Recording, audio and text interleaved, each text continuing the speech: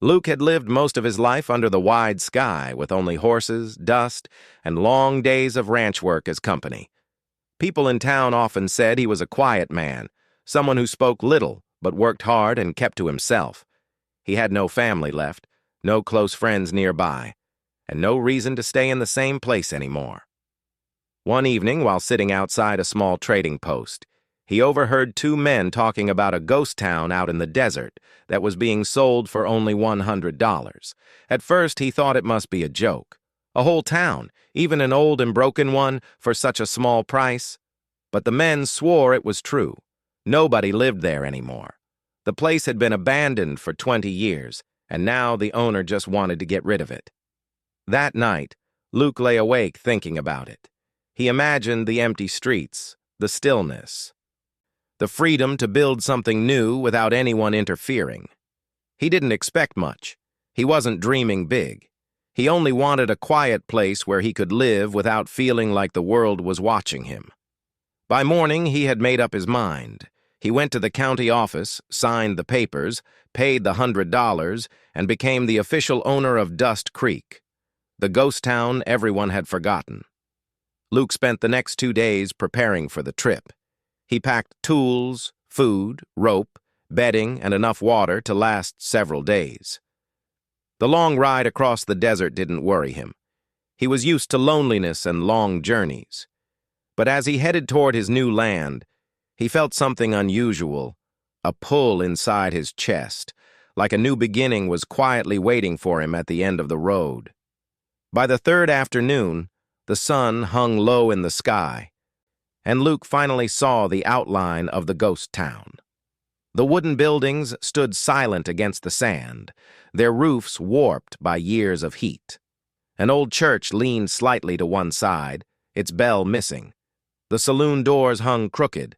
A faded sign that once said General Store now only read Store, as half the letters had fallen away. Luke let out a slow breath. This was exactly what he expected. Empty, forgotten, and cracked like a dry riverbed. But as he rode closer, he felt something strange. The town didn't feel completely dead. There was a faint line of smoke rising from behind the old blacksmith's shop. The breeze carried a smell that wasn't just dust. It smelled like someone had recently burned wood. His horse paused and lifted its head, ears turning forward, sensing something too. Luke tightened his grip on the reins. Maybe it was leftover ash or a fire from long ago, or maybe someone passing through had camped here. He kept moving slowly, watching everything carefully. The ground near the main street told another story. Old footprints were normal in ghost towns, but these footprints were fresh. The sand had not yet blown over them. Some were small, too small to be from a grown man. Some looked like the steps of someone dragging a water bucket. And a broken chair that had been abandoned on a porch looked like it had been moved recently, as if someone had sat in it not long ago. Luke's heart beat a little faster. He wasn't afraid, just puzzled. The papers said the town was empty. Everyone he talked to said no one had lived here for decades. So who was here now? He tied his horse to a post and walked toward the general store. The door creaked loudly when he pushed it open.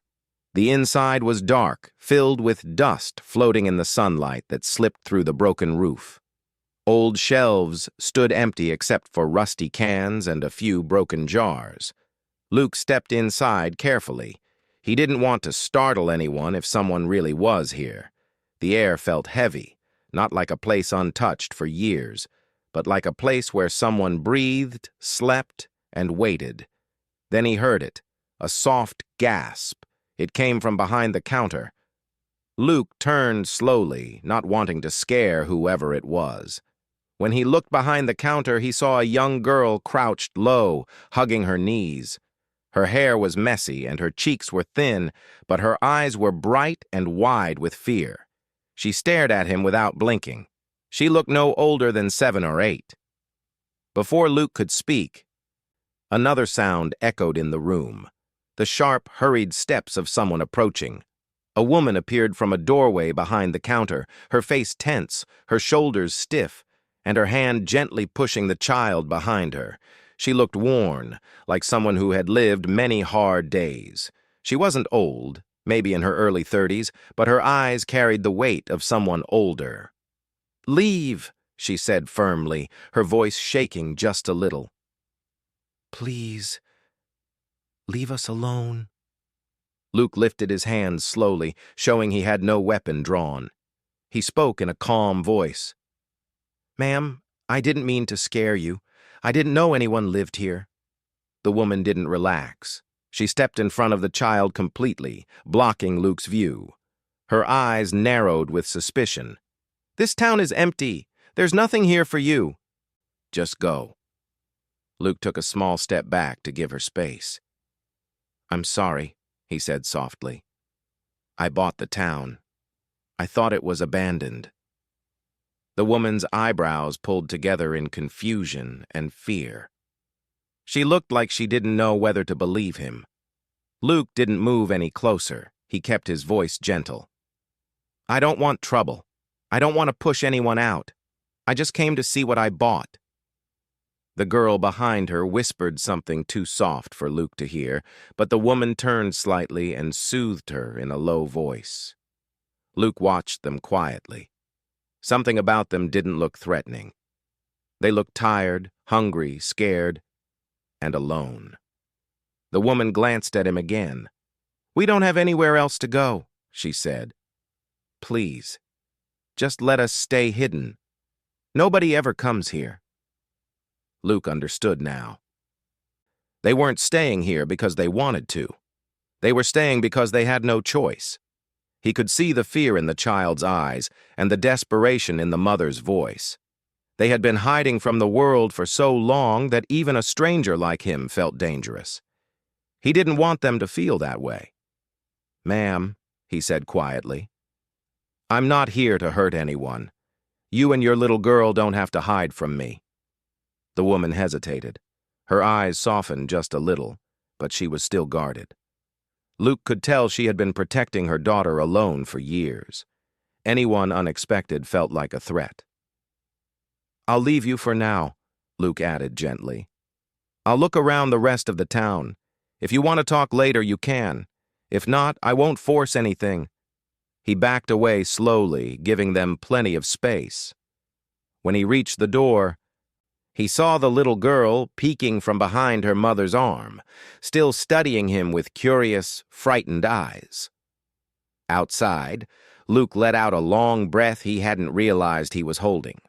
He sat on the porch for a moment, thinking about everything he had just seen. A ghost town wasn't supposed to have a family living in it. How long had they been here? How had they survived? And why had no one known about them? As the wind blew across the empty street, Luke realized something important. He had come here looking for peace and solitude, but instead, he had found a mystery, a quiet mother and her frightened little girl hiding in a place the world had forgotten. And without meaning to, he had stepped straight into their hidden life. Nothing about this ghost town was going to be simple.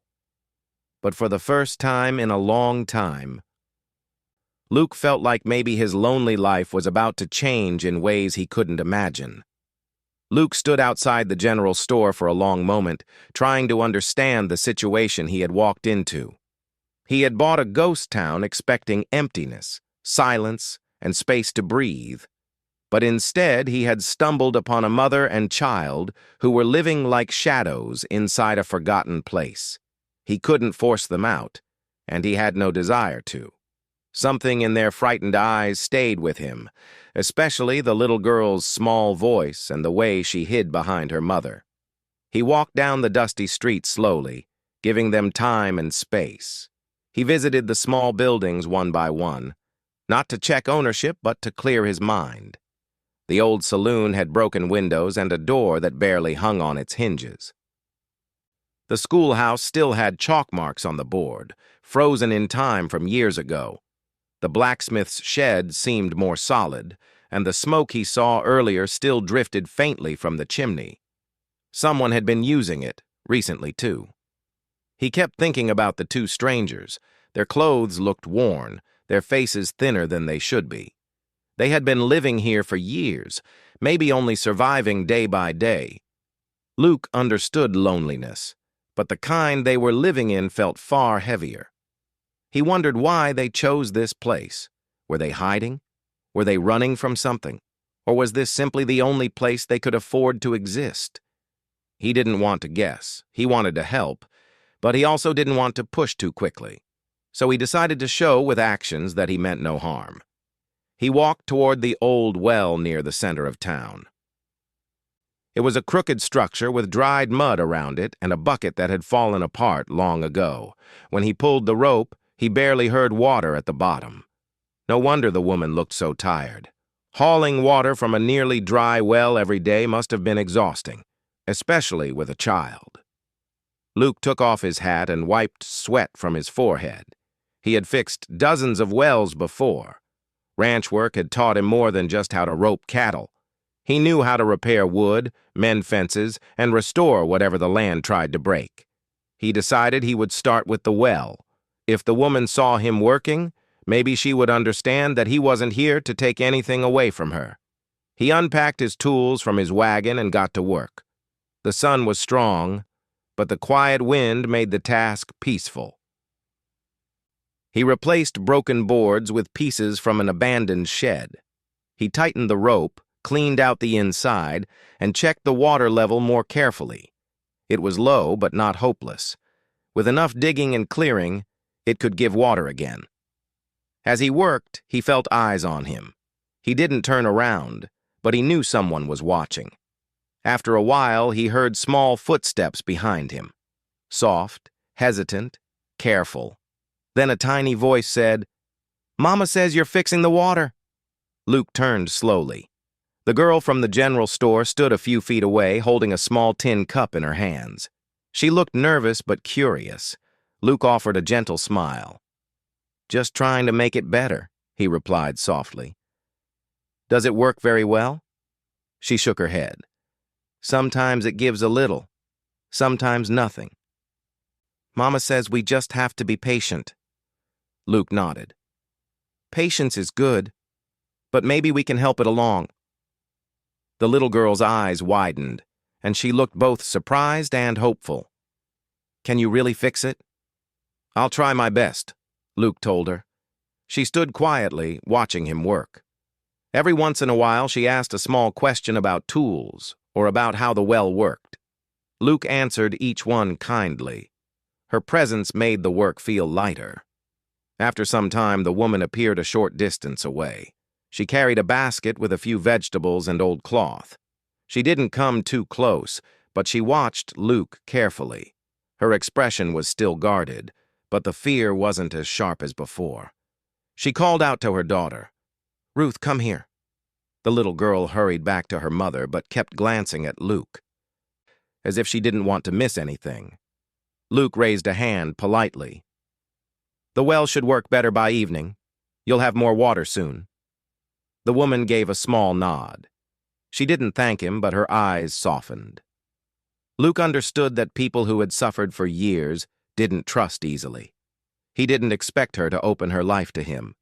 He only wanted her and the child to feel less alone. For the next 2 days, Luke worked around the town without stepping inside the store again. He fixed the well completely, making sure fresh water rose each time he pulled the rope.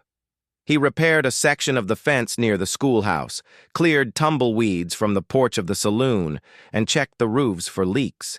Every time he worked, he felt like the town breathed a little more. He didn't do it only for himself. He did it for the woman and her child who had made this place their refuge. On the 3rd evening, as the sun dipped behind the desert hills, Luke sat beside the well, drinking water from his canteen. He heard footsteps again. When he looked up, he saw Ruth walking toward him with slow steps. In her hands, she held a small bowl with something warm inside. Behind her, the woman stood silently, watching. Ruth stepped closer and held out the bowl. "Mama said this is for you," she said shyly. "It's vegetable soup. We made it." Luke accepted the bowl gently, touched by the gesture. Thank you. It smells good. The woman walked a little closer, though still keeping a small distance. It's not much, she said softly, but we wanted to thank you. The well, it hasn't given this much water in years. Luke smiled. I'm glad it helped. For the first time, the woman truly looked at him, studying his face as if trying to understand what kind of man stood before her. After a moment, she let out a slow breath. My name is Mara, she said. Luke stood up respectfully. Nice to meet you, ma'am. I'm Luke. Ruth beamed, happy to see her mother speak more kindly. Even Mara seemed surprised by her own calmness. Mara explained slowly, as if choosing her words carefully, that she and Ruth had been living here for almost 8 years. Her husband had passed away long ago, and with nowhere safe to go, she had come to Dust Creek because nobody cared about this town anymore. It had been the only place she could settle without fear, without people asking questions or trying to send her away. Luke listened quietly, respecting every word. He didn't interrupt. He didn't pity her. He understood hardship, loss, and trying to build a life with very little. When Mara finished speaking, she looked embarrassed, like she had said too much. Luke shook his head gently. You did what you had to do. Anyone would want safety for their child. Mara lowered her eyes, moved by the kindness in his voice. Ruth stepped closer and tugged at Luke's sleeve. Mama says you fixed the well better than anyone, she whispered proudly. Luke chuckled softly. Well, I've fixed a lot of things in my life. A well's nothing too hard. Mara gave a small smile, the first real smile Luke had seen from her. It made her look younger, softer, less burdened. That evening, Luke ate the soup under the quiet sky, listening to the sounds of the desert night. He felt something warm growing in his chest. Something he had not felt in years, connection. He didn't plan it. He wasn't even sure what it meant. But the loneliness he carried for so long felt just a little lighter. The next morning, Luke found Ruth waiting near the well, as if she had been watching for him. She held a small wooden cup and asked if he could show her how the pulley system worked. Mara stood on the porch, pretending not to watch, but Luke saw her eyes following every movement. He showed Ruth how the rope turned the wheel, how the bucket lowered, and how the water rose. Ruth laughed for the first time, a bright sound that echoed through the empty town. Mara looked startled, as if she hadn't heard that sound in a long time. As the sun climbed high, Mara approached them slowly. She spoke in a calmer voice. Luke, I know you own this town now. If you want us to leave, we will try, but it will take time, and I don't know where we will go. Luke shook his head immediately. I don't want you to leave. Not if you don't want to. This place is big enough for all of us. Mara looked at him, surprised. Ruth looked thrilled. Luke continued gently. You've been here much longer than I have. I'm not here to take anything away. I'm just trying to fix the place, so we all can live better. Mara's throat tightened with emotion she didn't show. She simply nodded. She didn't say thank you, but she didn't need to. Her eyes said it for her. From that moment, something changed between them. The walls of fear didn't fall instantly, but they cracked just enough for a small light to pass through. Luke worked during the day, and Mara and Ruth slowly stopped hiding whenever he approached. They talked more. They shared small meals. Ruth followed Luke almost everywhere, asking questions about everything she saw. Luke found himself smiling more, and Mara, who had spent years guarding every step she took, found that she no longer felt threatened by the quiet rancher who had stepped into her forgotten world with gentle hands and an open heart. Luke woke up early each morning, long before the sun stretched across the desert sky. He had always been an early riser, but now there was a small difference in the way he started his day. Before, he woke because he had work to do and nothing else to think about. Now, he woke with a quiet sense of purpose, knowing that two people were depending on him more than they realized. Dust Creek, the old ghost town he had bought, no longer felt like a lonely place. It felt like a place that needed care, like a place that could come alive again. Ruth always woke up shortly after him. It had become a small routine. She would run out from the general store, barefoot on the cool sand, carrying a little tin cup or a wooden spoon or something she had found interesting. Luke would pretend he didn't notice her watching him until she got closer. Then he would greet her warmly. Mara usually stayed inside at first, watching from a window, making sure everything was safe. It was clear that trust took time for her. But each day she stepped out a little sooner, and each day her voice sounded a little less guarded when she spoke to Luke. The well was working better now, giving fresh water every time the rope was pulled. That simple improvement changed a lot for the small family. Ruth didn't have to walk long distances carrying heavy buckets anymore. Mara didn't have to ration every drop. With water flowing steadily again, the town seemed to breathe, as if life was quietly returning. One morning, Luke and Ruth stood near the well, sharing a simple breakfast of bread and dried fruit. Ruth chewed happily and pointed at the broken church roof. "Will you fix that too?" she asked, excitement shining in her eyes. Luke looked at the roof, which leaned at an angle as if it might fall any moment. "It's a big job," he said gently, "but I can try." Ruth grinned. "Mama says you can fix anything." Luke laughed softly. "Your mama gives me too much credit." Ruth shook her head firmly. "No, she only says that about good people."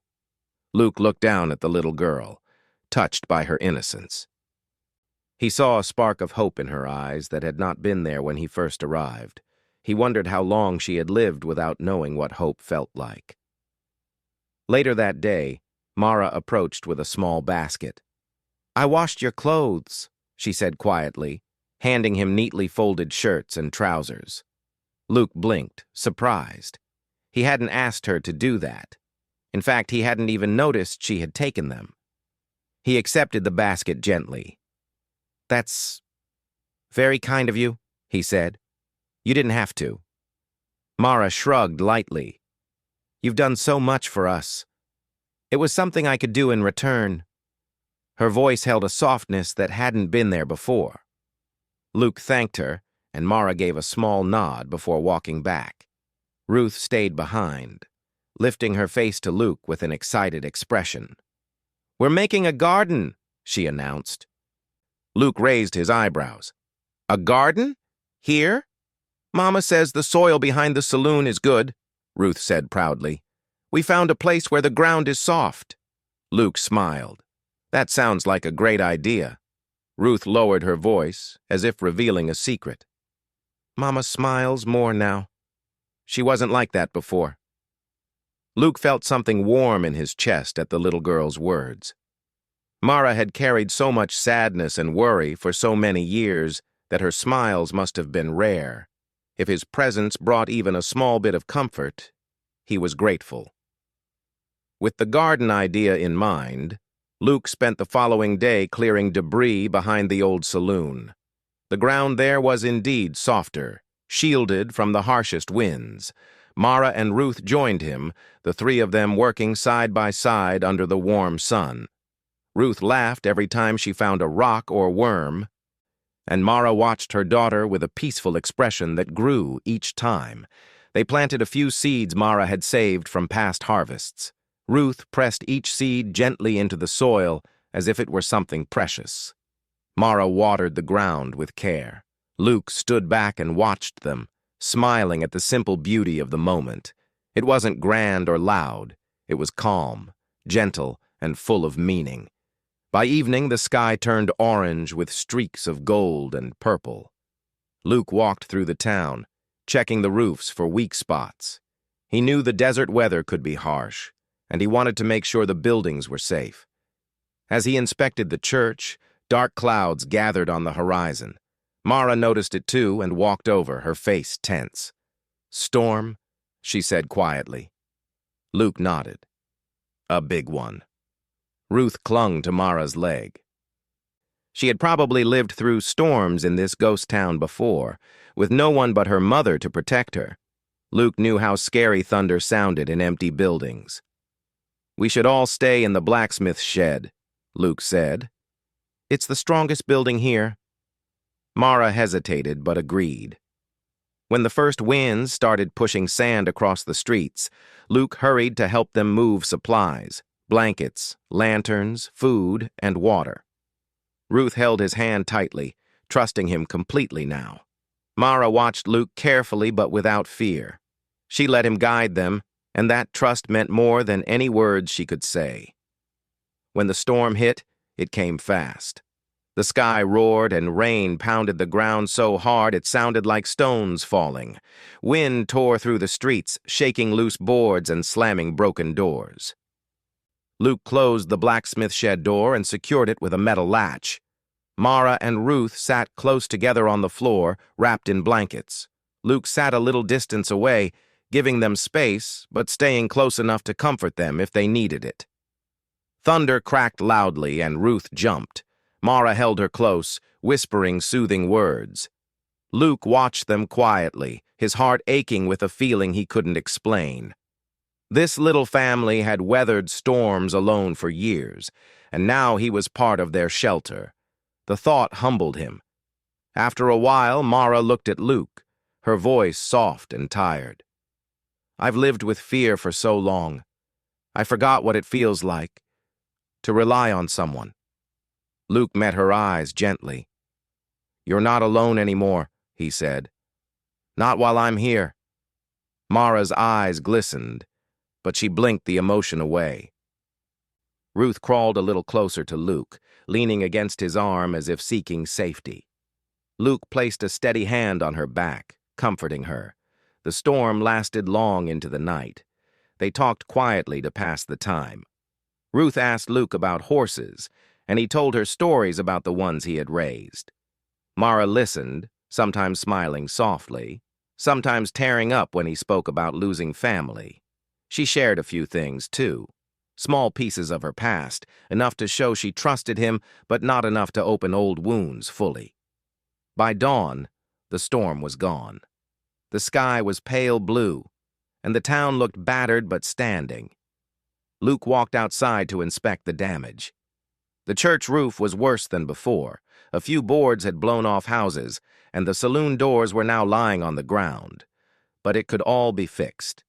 Mara joined him, her hair tied back, her eyes swollen from a long night, but soft with gratitude. "Thank you," she whispered. Luke shook his head. "I'm just glad you and Ruth are safe." For the next few days, the three of them worked together to clean the damage. Luke climbed onto rooftops. Mara swept sand out of the store and saloon.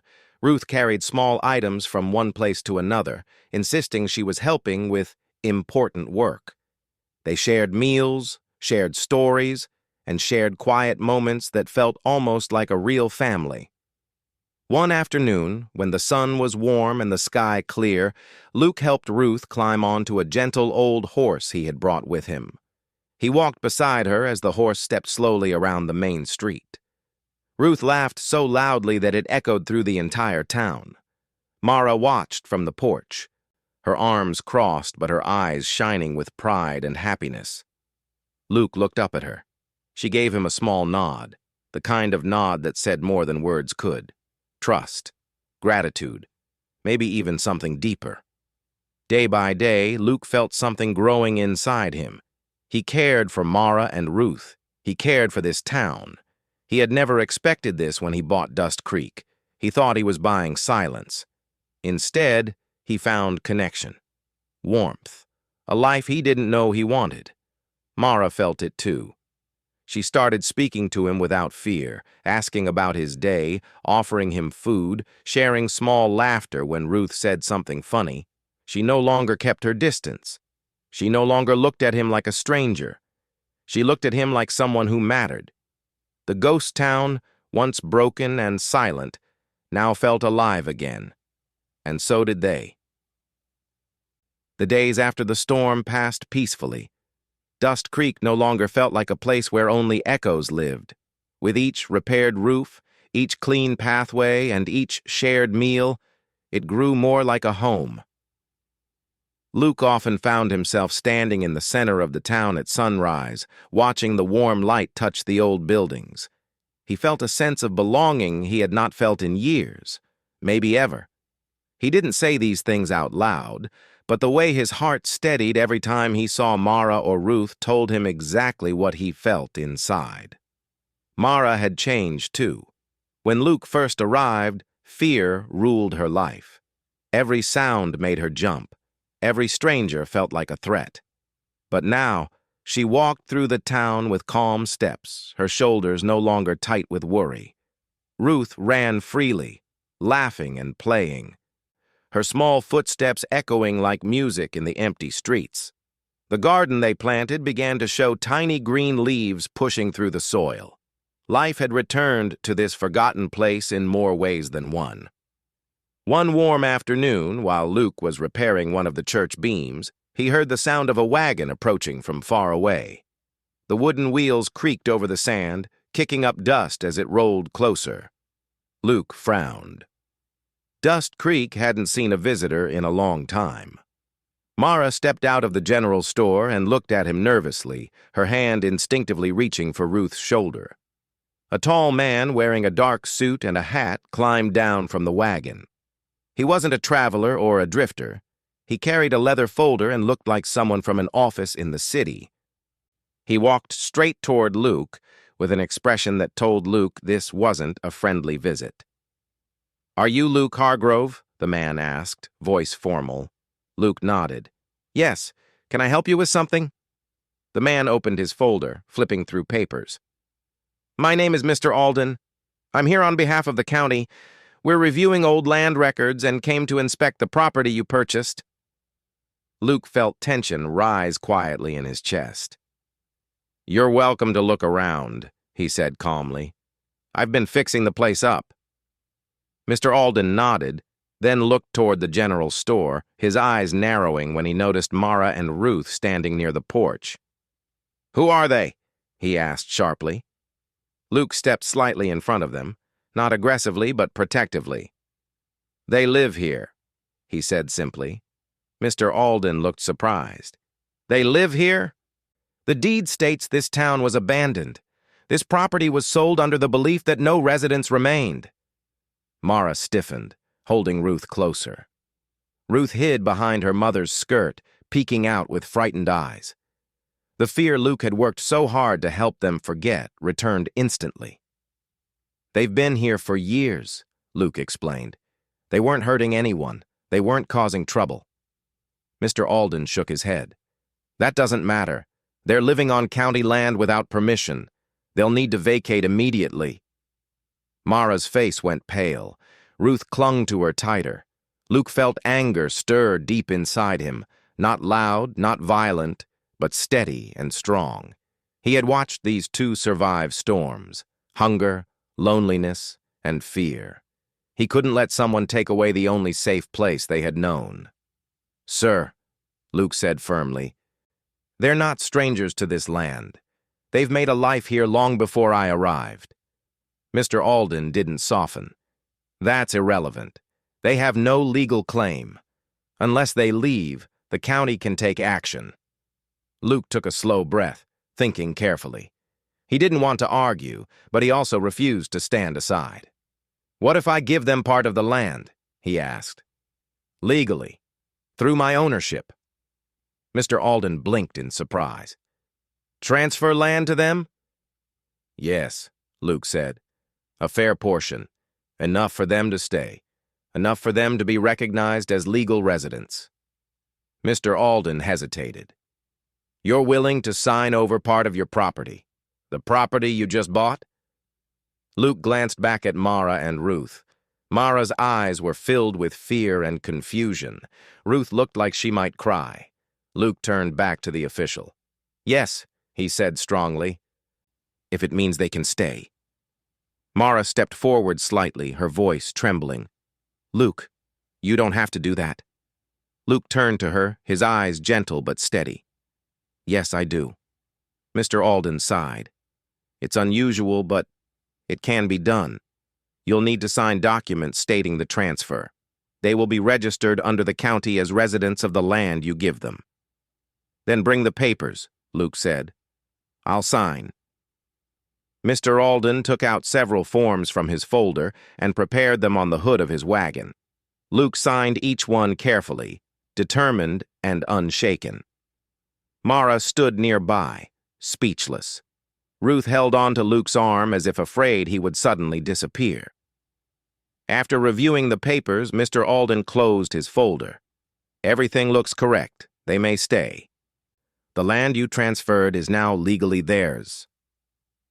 He climbed back into the wagon and prepared to leave, but before he did, he looked at Luke with a curious expression.